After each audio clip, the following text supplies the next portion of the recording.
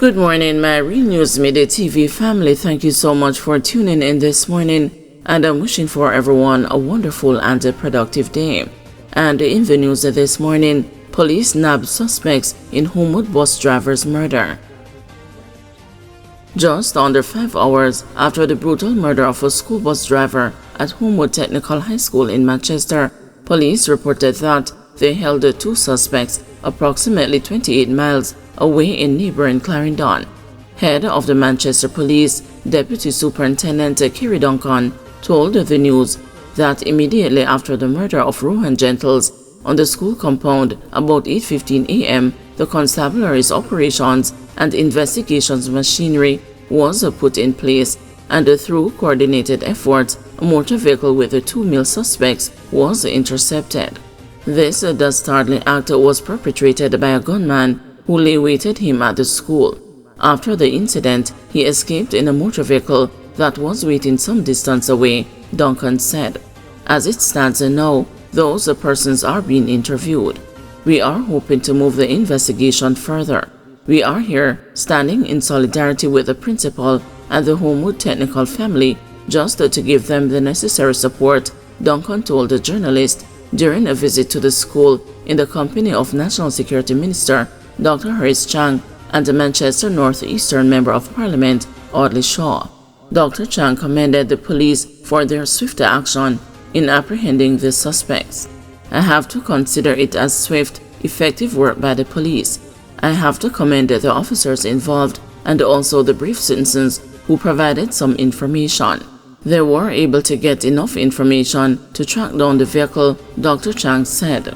47-year-old Gentles, who is Homewood's official bus driver, was gunned down shortly after transporting students to school from Mandeville, and as he awaited members of the school's football team to board the bus for Spalding, where they were scheduled to play 2 matches. Homewood principal Hadron Mikulski, who dismissed the school early, said the students and the staff were left traumatized by the murder of a well-loved employee. It is a sad day for us at Homewood Technical High School. It is a sad day for Christiana and the Jamaica. The killing of the school's driver is deeply regretted. He was someone who was pretty much comfortable and interacted well with everyone.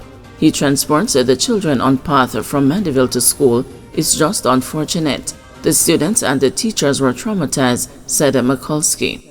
He said the Ministry of Education is expected to support the school's devotional exercise on Monday and offer grief counseling to students and the staff. Additionally, he said that the churches and officials from our schools in proximity are expected to offer counseling sessions to help Homewood students and the teachers cope with this difficult period. Mikulski called on the Ministry of Education to review the school's layout and to create a new entrance to remove a community road running through the middle of the campus. It is very unfortunate that this incident took place in the middle of the school compound. One of the things I want Mr. Shaw and the Ministry of Education to look at is this public thoroughfare that runs in the middle of the school that leads to a neighboring community. Had it been that this road wasn't here, the possibility exists that the killing wouldn't have taken place on campus. If the gate was elsewhere, such a person would have waited at the gate and would have been interrogated and processed if they are coming on the campus, he said in reference to the gunman. Councillor O'Neill Evans of the People's National Party, Christiana Division, and the PNP aspirant for Manchester North Eastern, Valentin Val Wint, also visited the scene early Friday. Evans said he knew Gentles very well. This is a close-knit community, northeast Manchester. Everybody knows everybody, and I was with him at a dead yard up to last night, Evans said. Manchester has recorded 45 murders since the start of the year, compared to 39 for the corresponding period last year. Friday morning's murder was the second at a school in Christiana in recent months.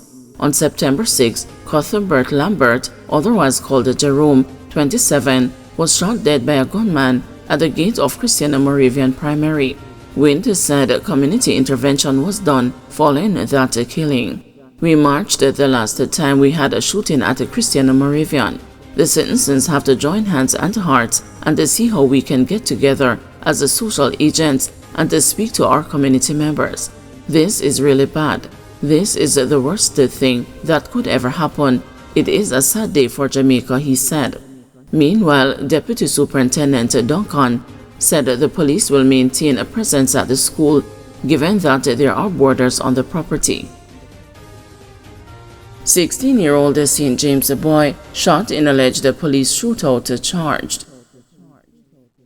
A 16-year-old St. James boy has been charged for being among persons who allegedly engaged the police in a shootout in Gutter Bottom in Granville. He is charged with the possession of a prohibited weapon, 2 counts of shooting with intent, using a firearm to commit a felony, and discharging a firearm in any place. The incident happened on Tuesday, November 12. Reports from the Montego Bay Police are that about 4 p.m., lawmen were on patrol in the area when they saw a Toyota Yaris motorcar that fitted the description of a vehicle that is believed to be used by robbers earlier in the day. Upon the approach of the police, the men reportedly exited the vehicle and fired shots at them. The cops returned the fire and the men ran. The area was searched and the police say the teen was found with a gunshot wound. He was assisted to hospital where he was treated. During the investigation, the teen was charged. His court date has not been finalized. The police say his accomplices are still being sought. Man charged over Rockfort mass shooting. Detectives assigned to the Major Investigations Division have charged a man in relation to the gun attack at the football match in Pleasant Heights, Rockfort, Kingston last month that left 5 persons dead and 2 others injured. He is 24-year-old Dimitri Malcolm, otherwise called Bima or Dima, of Dunkirk in St. Andrew. He was charged with 5 counts of murder, conspiracy to murder, 2 counts of wounding with intent with the use of a firearm, possession of prohibited weapon, and unauthorized possession of ammunition. His court date has not yet been finalized. Reports are that at about 7 p.m. on Monday, October 21, individuals were at the football match in the community when Malcolm and his accomplices opened fire at the crowd, hitting the 7 persons. They were assisted to hospital where 5 of them were pronounced dead and the other 2 persons were admitted for treatment. Following an investigation, Malcolm was arrested on Saturday, November 9 in his community. He was charged following a question and answer session in the presence of his attorney. His accomplices are still being sought by the police. Sections of Trenchtown, Jonestown, Creektown, and Admiraltown under curfew. A 48-hour curfew has been imposed in sections of Trenchtown, Jonestown, Creektown, and Admiraltown in Kingston. The curfew began at 6 p.m. on Friday, November 15, and will remain in effect until 6 p.m. on Sunday, November 17. The boundaries of the curfew are north along an imaginary line from the roundabout of West Road and Greenwich Street to the intersection of Lyndhurst Road and to the intersection of Slipen Road. East along Slipen Road from the intersection of Slipen Road and Lyndhurst Road to the intersection of Studley Park Road and Slipen Road. South from the intersection of Studley Park Road and Slipen Road onto Asquith Street, then onto 7th Street to the intersection of 7th Street and West Road. West from the intersection of 7th Street and West Road to the roundabout of West Road and Greenwich Street. During the curfew, all persons are required to remain within their premises unless otherwise authorized by the ground commander. Opening of new KFC restaurant in Christiana delayed amid alleged building breaches. Despite the fast food restaurant KFC Jamaica receiving the green light to open a franchise in Christiana, Manchester, Mayor of Mandeville Donovan Mitchell says such plans will be postponed amid alleged building breaches. The newly built KFC is being housed in a building the Mandeville mayor says has been constructed larger than initially approved. In light of this, a stop order was issued to the developer, Adrian Peart, on Thursday. Mr. Peart and the KFC Jamaica say the restaurant was approved by the Manchester Municipal Corporation and was scheduled to open next week.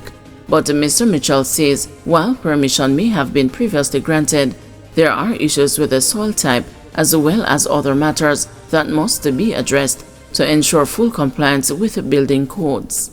No matter what you're building, if you're building a full coop, if you're building half of a house or a piece of a house, you must get permission. And I will tell you, my guys knows me very, very well, because I tell them KFC in Kingston cannot open until they have solved some building mishap up there in terms of permission to build more than they were given. And that is my major problem. So, and I don't fear the cowhead because I don't fear the eye because I eat cowhead. I don't eat fish, so you can't catch me with fish head.